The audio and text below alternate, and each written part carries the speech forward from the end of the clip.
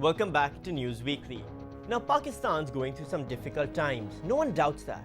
Indeed, the challenges we face span the length and breadth of the anti-stability spectrum, from economic ruin to terrorism to an energy shortfall to scarcity of food. The common man is struggling more than ever before.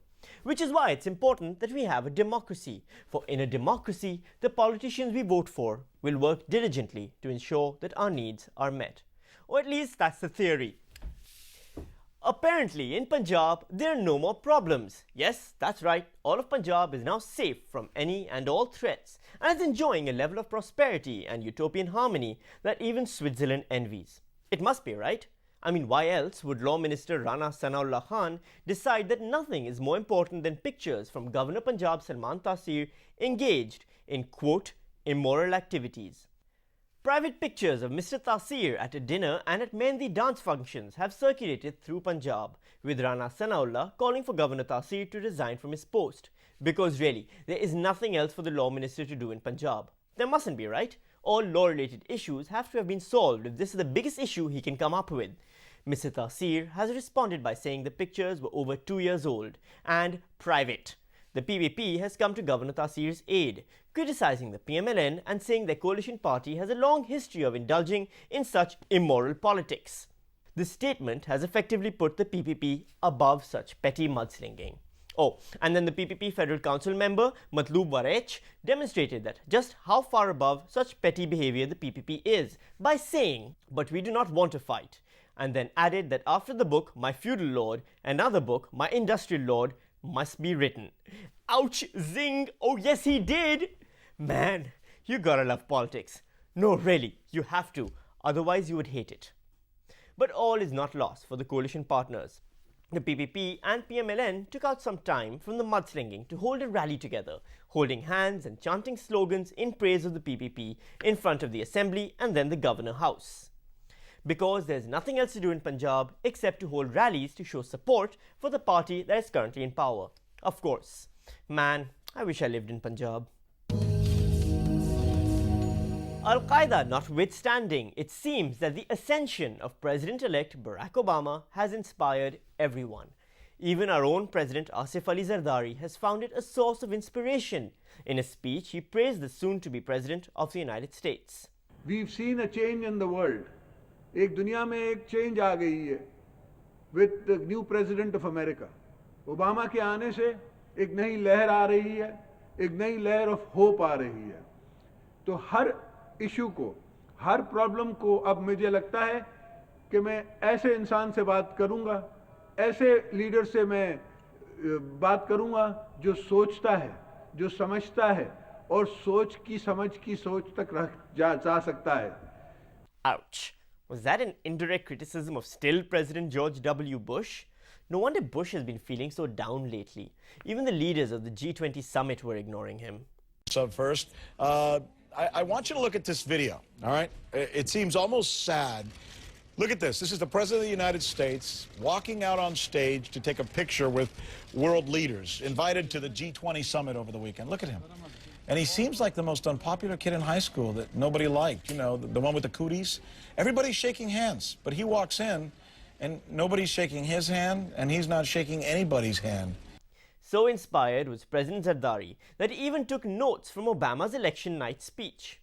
The road ahead will be long. Our climb will be steep. मुल्कों को, कौमों को और कौमों पर इम्तिहान आते हैं. दोस्तों, बहनों, ये इम्तिहान की घड़ी है. But America, I have never been more hopeful than I am tonight that we will get there. I promise you, we as a people will get there. मगर मुझे यकीन है अपने आप पे और पाकिस्तान की आवाम पे. President Zardari has also highlighted a new threat to Pakistan. No longer are we under attack by just regular terrorists. तो आज इकोनॉमिकल टेररिज्म का ज़माना है. I knew it. Those damned economists couldn't be trusted. It's only a matter of time before they start strapping copies of Adam Smith's biography to their jackets and blowing themselves up. Joseph Stiglitz will start plotting to take over FATA. And really, is it Alan Greenspan or Earl Greenspan?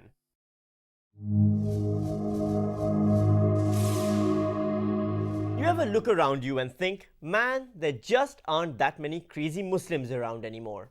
Well, our numbers just went up by 1. Mikaeel Jackson has converted to Islam. Mikey, or as he is now known, Mikaeel, has embraced Islam. Prior to this, he was spotted in Bahrain roaming around in a traditional Arab woman's veil. So it seems that he's not just become a Muslim, but also a Muslim woman. Can we give him back? Seriously, we don't want him.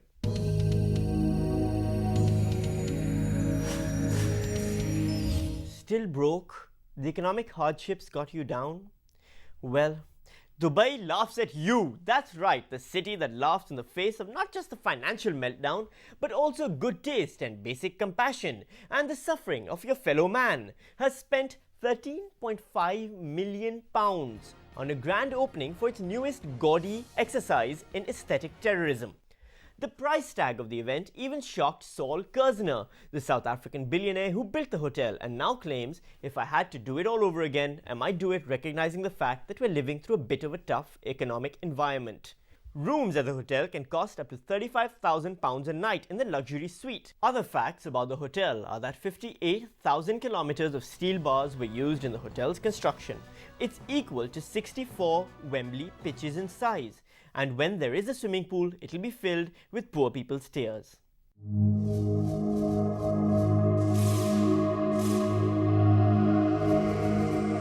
People magazine has announced the sexiest man of the year, and it's not me.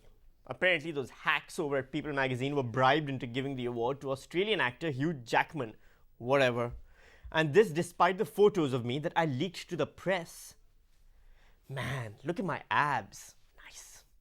Stupid Hugh Jackman, stupid Australia. This is the first time he beat me at something. Few people know this, but I was actually the original choice to play Wolverine in the X-Men. Jackman stole that too, despite the fact that I make a much better Wolverine. And on that note, it's time for a short break. News Weekly will be right back after this.